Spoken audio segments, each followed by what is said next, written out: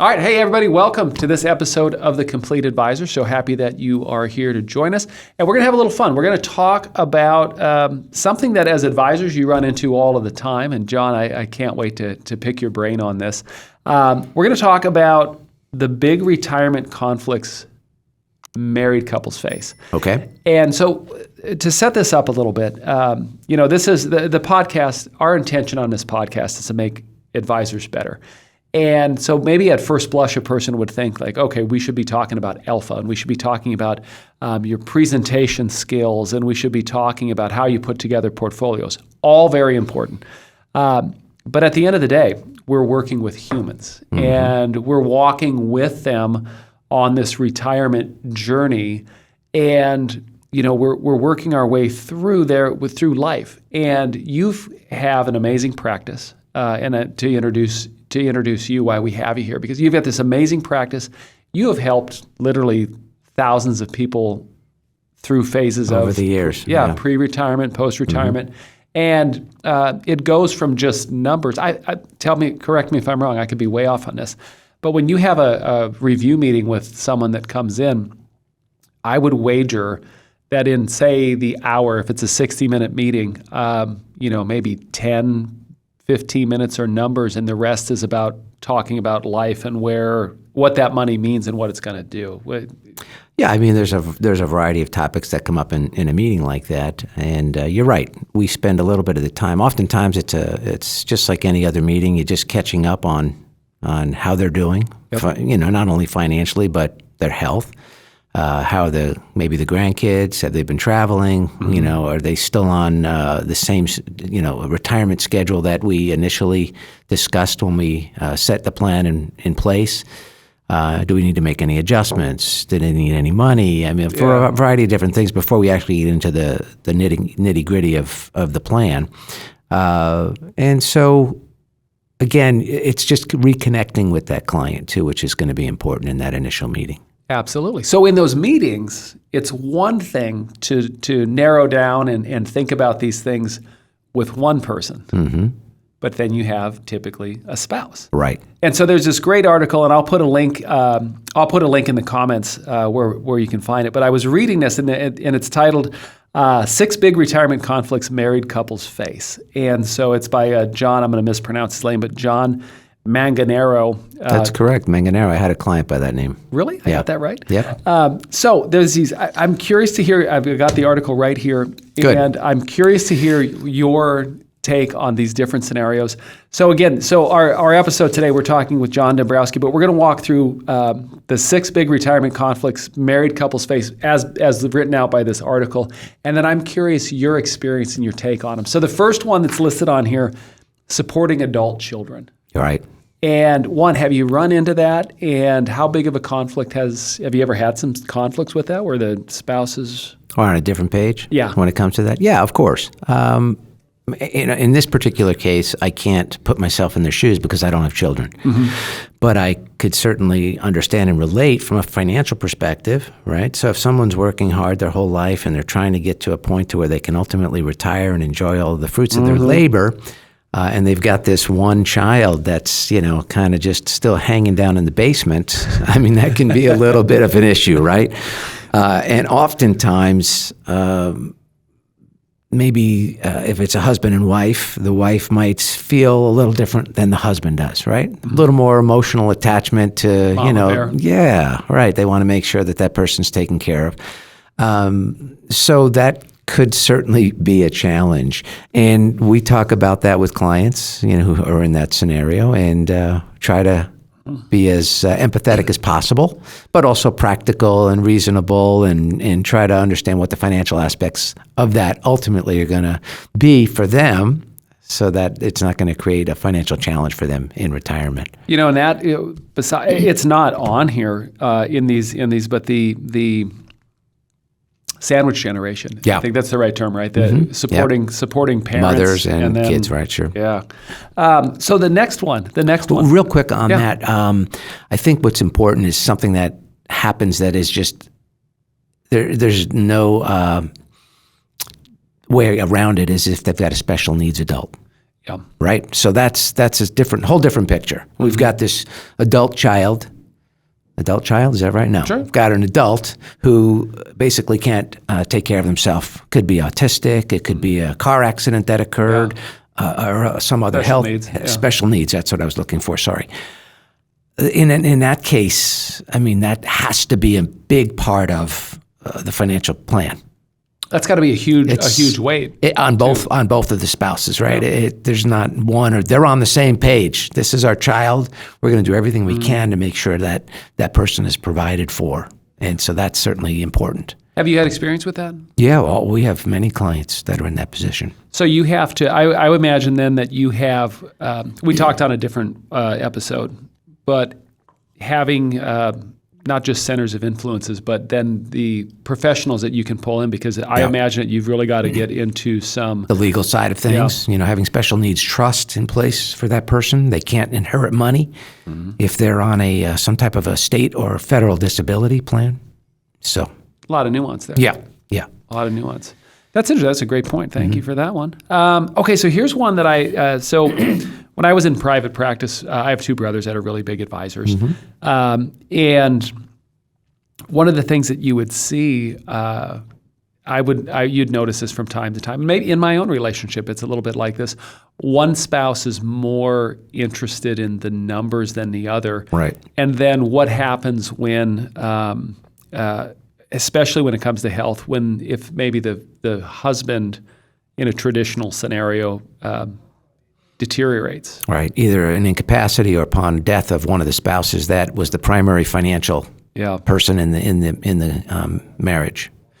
So when you're working with clients, do you have situations where you have to, as they're aging, bringing the other spouse up to speed? If you notice one spouse who was maybe the driver of the finances starting to deteriorate, for lack of better words, kind of bring up the financial literacy of the other spouse? Have you had that experience? Yeah, and oftentimes I think that spouse, the one that we're trying to talk a little bit more to, because they have not been involved with the financial aspect of the marriage, they still really don't want to necessarily, because it's been that way for all those years.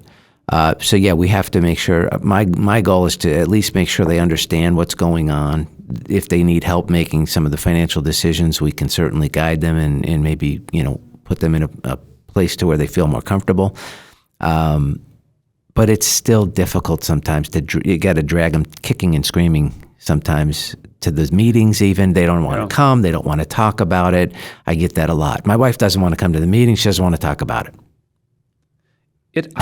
It's just, there's only so much you can do, but I encourage, and I say, well, she's going to have to be here because we're moving her, we're rolling over an IRA. I need her to be here because she has to put her name on the piece of paper that we're going to be using to transfer the funds, right?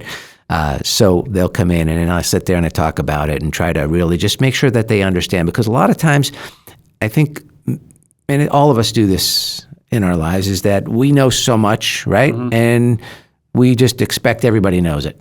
I like to dumb it down to a point to where I can explain exactly what a bond is, or an equity, or an ETF, or a mutual fund, to where the average person, when they leave, go, oh, I get it. They don't have to understand every aspect of it, but they get it. Yeah. They know why they have it, and they know what they're trying to accomplish with it. And sometimes that's a win, rather than, imparting all of the great knowledge you have. You can't do that. And you don't want to talk above them. So you've got to kind of come down to that level.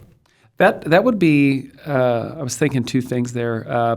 In our family, we had the time when we had to take the keys away from my grandfather.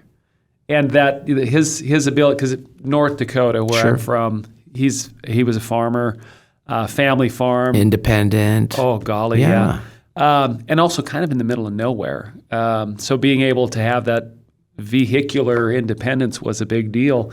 But having to have that conversation, I'm glad I didn't have to. I was too young. But my parents and aunts and uncles, to do that would have been a very hard conversation. So to have that conversation when it comes to the finances, that would be very interesting. The other thing I was just thinking about too is we don't see clients on a daily basis, I guess, unless they're your next door neighbor. Mm-hmm. So I would imagine that when you're meeting folks, you probably are able to notice that because maybe you're seeing them Sure. once every year, maybe twice 6 a year. months, right, Yeah. or a and year. so you can see that. You see, definitely, have that conversation when they leave with, Christina, who's my right-hand person there. Mm-hmm.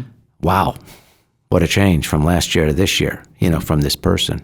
Glad we did this, glad we did that, That's when that continuing education that we have, those courses we have to do for our licenses, Right. when those actually come into play, Right. diminished capacity. Mm-hmm. Okay, so here's one that I think is an interesting one, is the strain. I don't know if you've ever had to referee this one, but if there's a non-working spouse, the spouse who is going to work every day and leaving the house retires, and then all of a sudden they're at home 24/7. Yeah.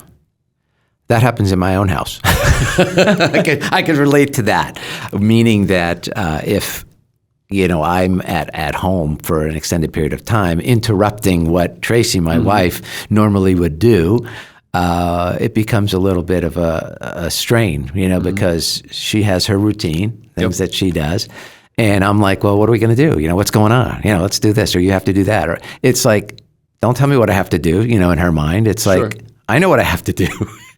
And I don't need to micromanage her, right? She can survive.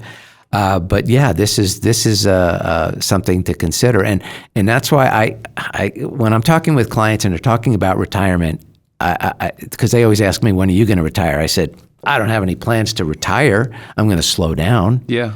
And I said, that might be something you may want to consider as well. And I often encourage people, if you enjoy what you do, keep doing it. Mm-hmm. You don't have to retire at 65 just because that's when you go on Medicare. You don't have to retire at 70 just because that's the last year you're going to withhold your Social Security benefit, possibly. Mm-hmm. If you still like what you do, if it's, you're healthy enough to do it, maybe you can go part-time. Maybe Sure. your company today, companies are willing to be flexible with their employees in many cases. And if you're a critical part of a team, you got an opportunity to maybe work part-time. Yeah. We all have to have a sense of purpose. Yeah. And a reason to hop out of bed. And so many guys, my dad worked his entire life from, just like a lot of people, just a kid. And he didn't have hobbies, and so he just worked. And he loved working. And then when he retired, he went into, there was a little phase of not knowing what to do. My mom was a traditional homemaker, Right.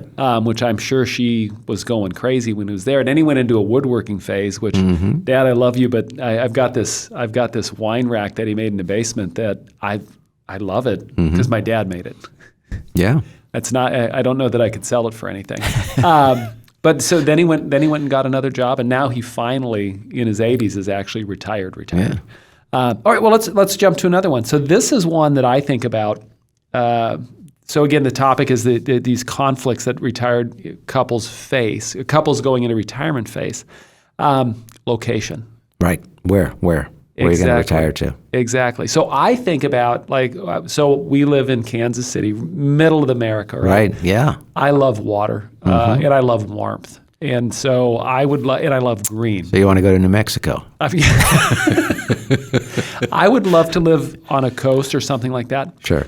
But we now have a granddaughter, and one, there's no way I could get my wife to move away from the girls.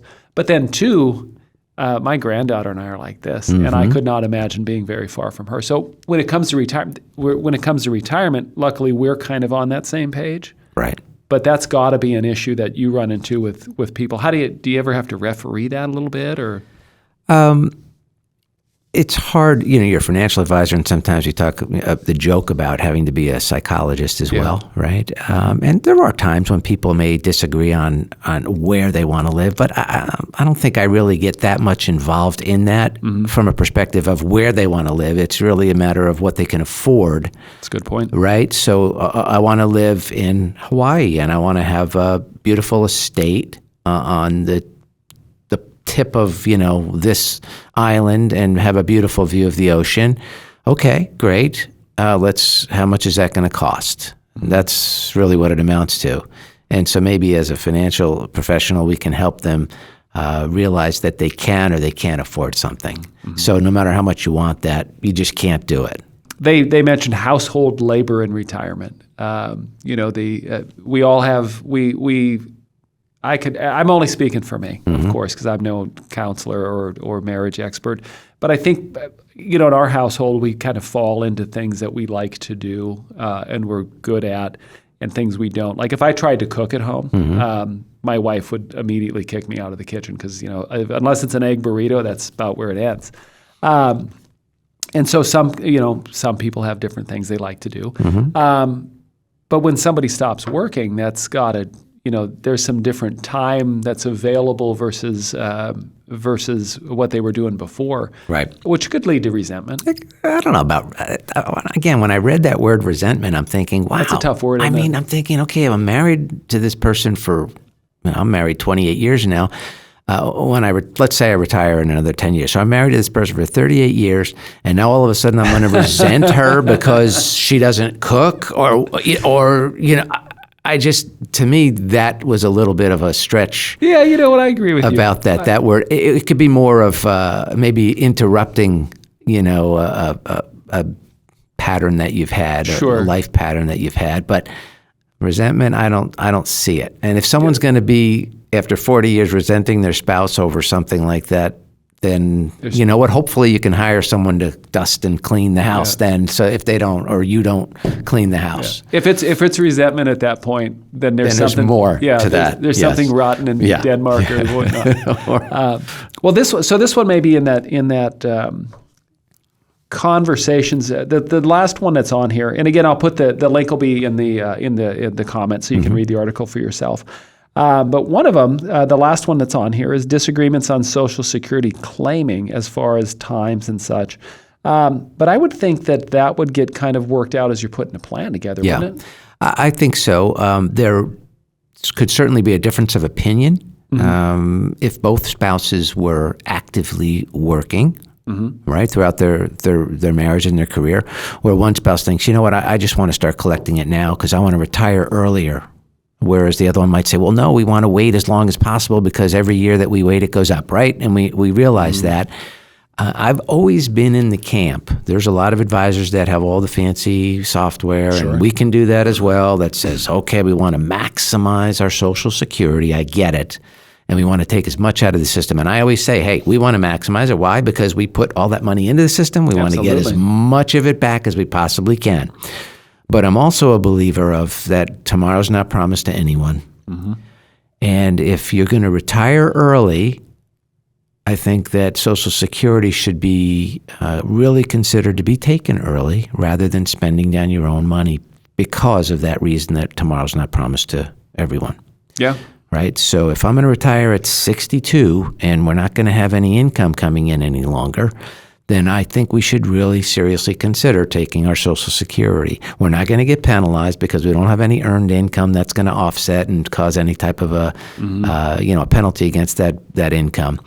But if I still have one spouse that's still working and there's going to be an issue with that, then we have to have that conversation. I don't really, again, see that these spouses are at odds about that. They may have a difference of opinion. Sure. But I think that as a good advisor, you could probably bring them to a point of agreement on it if just talking about it. Actually, that's an interesting point you just made, because if you, as a good advisor, if you're doing your job and having those good conversations, and they're on board with you and you're on board with them. Mm-hmm.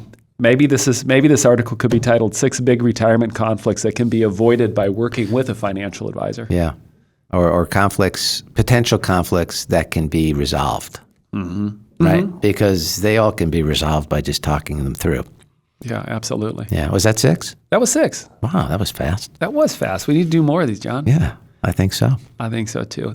So I bet, we'll wrap up here, but I imagine through the course of your practice, with literally, it's the coolest thing to say that you've helped thousands of people retire successfully. That's really cool. It is, and I always tell people when they come in for that appointment, and they say, "Hey, I've finally decided I'm gonna retire." I said, "Wow, this is exciting. I mean, this is what I'm in business for, is to see the fruits of our labor, right? Helping someone get there. Now that they're finally there and we're going to start, implementing all of those little pieces of it. Okay, we're going to fill out the form to turn on the income rider from this, or we're going to start drawing down from your IRA over here. We're going to do the final rollover of the 401k, and we're going to start, really planning this through. And getting the final pieces in place so that everything's automated. And that's a great feeling for me as an advisor. Yeah. You should, maybe in the office, you could have like a scoreboard. Yeah. And when they say like, John, we've decided we're going to retire, and you can just be like, hang on a second. Click and it changes. There you go. I do like it. Nice. John, thanks for being on the episode. I have more conversations that I want to have with you, so we'll definitely have you back. And for everybody else, like, subscribe, tell a friend, review us. You can find this podcast anywhere you want to consume a podcast. If you want to watch us, you can catch us on YouTube, YouTube, Spotify, and Apple. You can watch the show and also listen. Or you can find us on iHeartRadio, Pandora, Google. We're everywhere, John. You are. You're amazing. Everywhere you want to be. You're amazing. Thanks for being on the show. You bet. Thank you, Dennis. All right.